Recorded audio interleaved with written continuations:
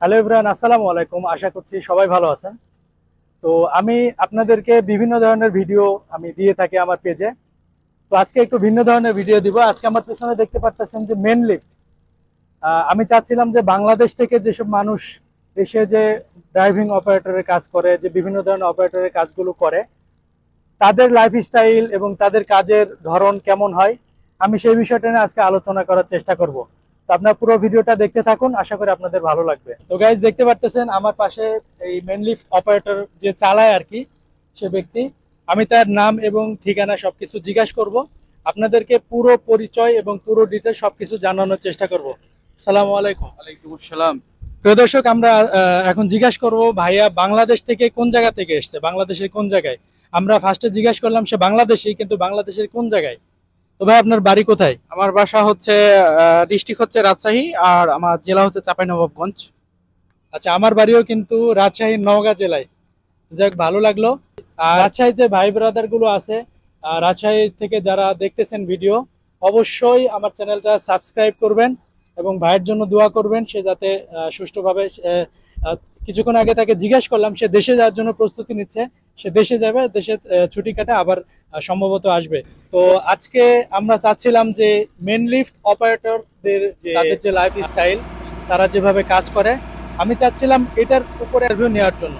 কারণ আমরা বাংলাদেশ থেকে, আমি একজন বাংলাদেশি, আপনি যেহেতু বাংলাদেশি, সেই হিসাবে আমি চাবো আমাদের বাংলাদেশ থেকে যে মানুষগুলো আসবে এখানে, তাদের যাতে সুবিধা হয়, তারা যাতে সবকিছু আগে থেকে জানতে পারে বা বুঝতে পারে যে আসলে বাহিরে গেলে তাদের কাজ কাম কেমন হয়।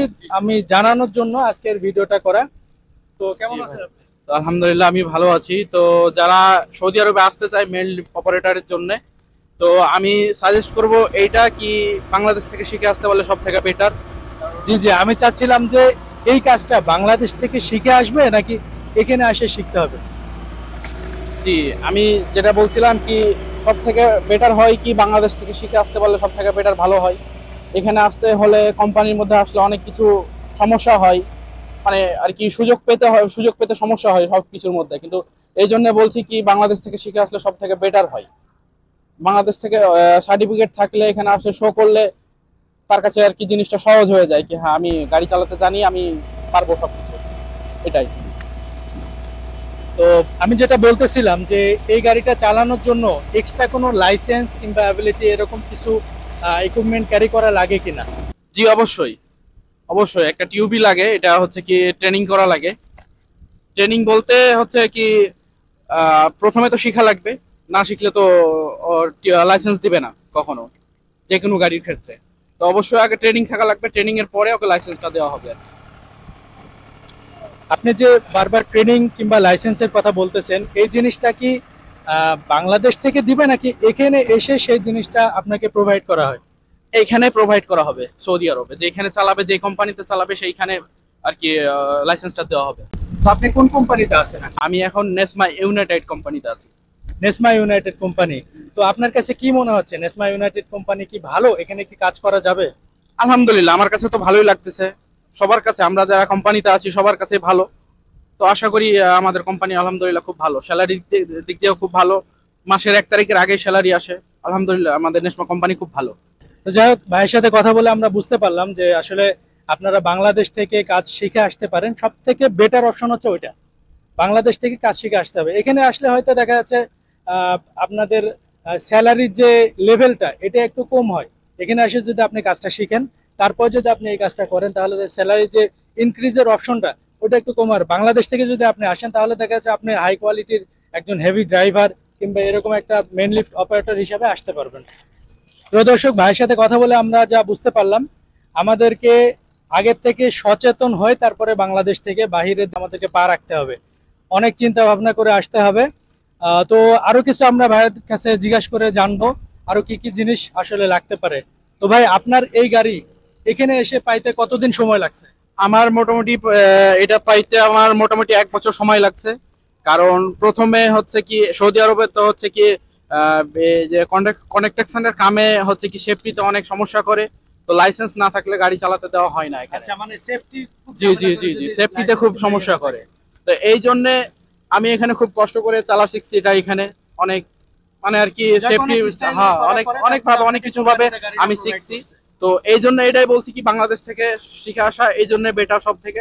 আর তারপরে আরেকটা কথা হচ্ছে কি আপনাদের বেতনটা আর কি স্যালারিটা মাসিক যে বেতনটা হবে সেটা আর কি বেটার হবে তার এখানকার মানে থেকে আর কি। এখানে যে স্যালারিটা বাংলাদেশ থেকে শিখে আসলে সব থেকে বেটার সেই হবে। কথাটাই বললাম যে বাংলাদেশ জি থেকে যদি একটা মানুষ এই কাজটা শিখে আসে তাহলে দেখা যাচ্ছে তার স্যালারির যে পরিমাণ সেটা হিউজ পরিমাণ অনেক জি বেশি। জি জি জি আর যদি এখানে এসে সেই জিনিসটাই করে, সেম জিনিসটা যদি পরে জি করে এখান থেকে শিখে তাহলে স্যালারিটা একটু কম হয়। এটা আর কি আমি দর্শকদেরকে বোঝানোর চেষ্টা করব, বাংলাদেশ থেকে কাজ শিখে তারপরে আসবেন। যেমন আমারই দেখেন আমি ট্রেড লাগা আসছি কিন্তু আমার স্যালারি কম। আমি যদি অপারেটরে আমি বাংলাদেশ থেকে আসতাম তো আমার স্যালারিটা অনেক বেশি হতো। এই জন্য সবাইকে সাজেস্ট করবো কি যেন বাংলাদেশ থেকে যে কোনো ড্রাইভিং অপারেটর কামে আসলে শিখে আসতে, এটা সব থেকে বেটার হবে। ওকে ভাইকে অসংখ্য ধন্যবাদ। এখন আমরা জানবো আসলে গাড়িটা কিভাবে অপারেট করে সেই জিনিসটা। গাড়িটা একটু পরে স্টার্ট দিবে, তার আগে আমরা সেটিং গুলো জেনে নিব যে আসলে কোন জিনিসটাতে কি কি কাজ হয়।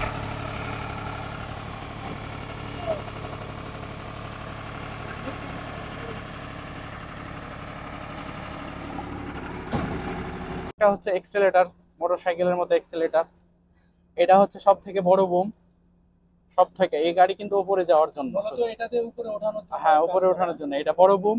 এখানে যে অ্যারোগুলো চিহ্ন দেওয়া আছে এগুলো কি মানে সাইড বাই জি সাইড জি জি জি ঘোরাবে সেই জিনিসগুলো এখানে দেওয়া আছে? জি জি জি এটা হচ্ছে আপনার হচ্ছে ওই যে খাঁচাটা উঠবে, আচ্ছা আচ্ছা। এটা হচ্ছে এক্সটেনশন বুম হ্যাঁ। বের হবে যেটা, এটা হচ্ছে সেকেন্ড বুম, এটা হচ্ছে থার্ড বুম।